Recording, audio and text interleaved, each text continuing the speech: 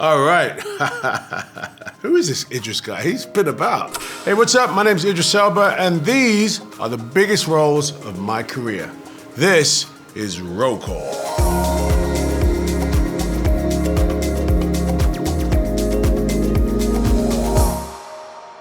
All right, cool. Here goes. I'm just gonna pull out one of these DVDs.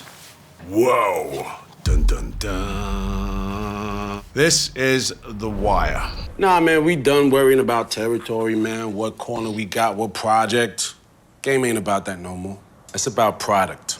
Stringer Bell and Avon Barksdale, these are all fictional characters, but they were based on real people. And so there was a real sort of sense of being attached to the myth of these real characters. There was a lot of actors from New York, from DC, from Baltimore that were real people. We were in real neighborhoods with real people. People would come past the cameras and then end up in the film because they were there on the day. So that sort of, fusion between acting and reality was kind of slim a lot of the times. All right. Mandela, Long Walk to Freedom. I have cherished the ideal of a free, democratic society where all persons live together in harmony with equal opportunities.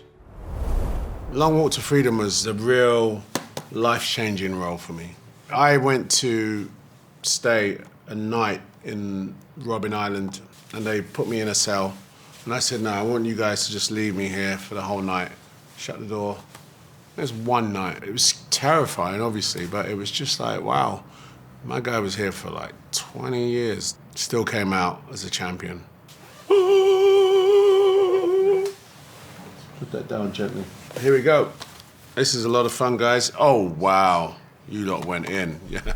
Talk about extremes. Okay, this is called Beast of No Nation. Nation. Young men, wealth, we will not wait to inherit any wealth. We will not wait for them to come and give it to us. No, sir. We are going to take it. Yes, sir. We're going to take it from them. Yes, sir.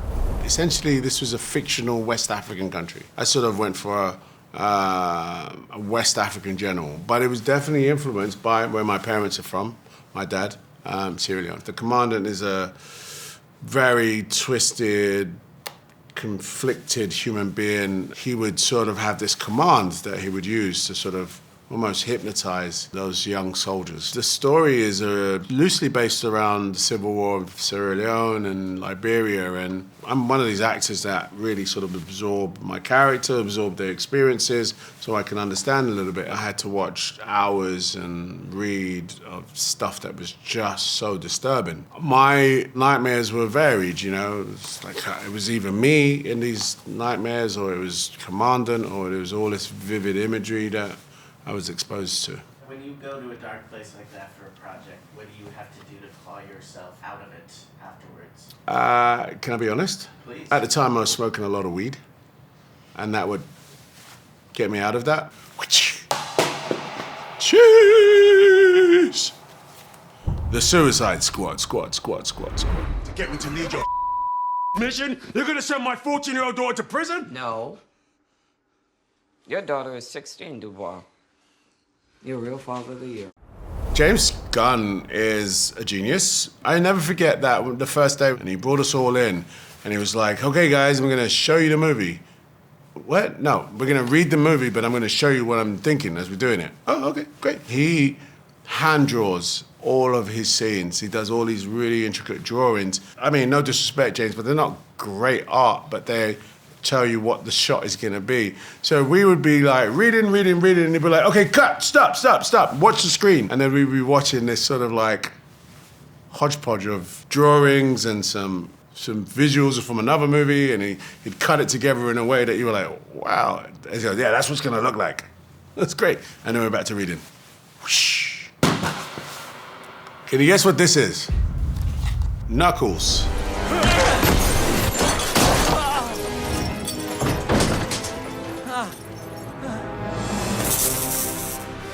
Pitiful.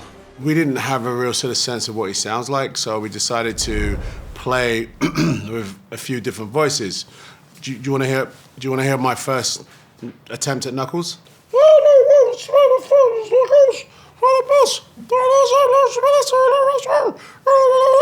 So you can see what happened there where we said no to that one. We got rid of him, and then we ended up somewhere here. But that also sounded a bit like Heimdall. So we clawed back on that a little bit, and then we made Knuckles. I did play the Sega Sonic games on, I think you guys called it Sega Genesis. We called it Sega Mega Drive with the cartridge. My son is a fan of Knuckles and Sonic, but of course, more Knuckles. All right, here we go. Hobbs and Shaw. It's a lot of fun. It was great. I mean, I love making action films and I love doing fighting stuff. You know, these two big action stars and little old Brixton. What's the problem, boys? Does it hurt? Must be hard being so human. Believe it or not, I made a song for the album with none other than Cypress Hill. What? I hear you say, yes. It was in LA, actually, and we spent like 2 days in the studio. They heard the song, we came in, we wrote it together, we recorded it. It was a lot of fun, man. Big up Cypress Hill. We need to bring Brixton Law back. All right, here's the next project, ladies and gentlemen. Thor. And I played a little guy here called Heimdall. Heimdall, may we pass? Never has an enemy slipped my watch until this day. I wish to know how that happened. These are not my real color eyes. I think in the beginning there was this very different approach to the Marvel landscape, to being Asgardian. And by the end there's this very different tone to the approach. And I think the fan base tripled in size by the last movie I did. Getting more and more complicated. Okay, Luther, the fallen sun. It's like looking at an old mate, you know? I've been playing and wearing that coat for a long time. He's got something under his coat. It's not right, is it? When I first did John Luther, I had lived in America for a long time and I moved back to England, and this was the first role I did. My dad was getting really ill and I had so much sort of fear about losing my dad and pain, and it all sort of manifested in this performance, in this guy. I was here to make an arrest. Sugarman was armed, all right? You thought my life was in imminent danger when you took appropriate action. Alrighty. Ooh. Ladies and gentlemen, The Office. You know, I just want to address everyone first. Oh, yeah, take your time. Stanley, pay attention. Hi, everyone. Hi. Hi. Look, it's no secret. Hi. They were always trying to make me laugh. It was all the time. It was relentless, especially John Krasinski. What is a two-way petting zoo? You pet the animals, they pet you back. Trying to keep a straight face while I'm doing my lines. Someone else would make another sound over here. I mean, it was a lot of work.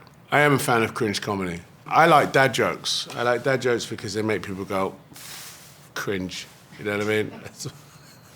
That's my sense of humor. Did Michael just let anybody in his office? Yes. He loved to facilitate communication. Yeah. Like, come in.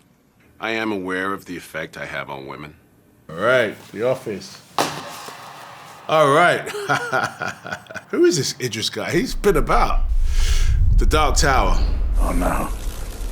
Fares. Can you fix it? We have spare parts in the village. Jake, go find somewhere close to hide. I do not know if there are plans for more Dark Tower movies. There should be, though. It's an incredible series. It's debatable whether they'll have me back, but I loved playing my guy.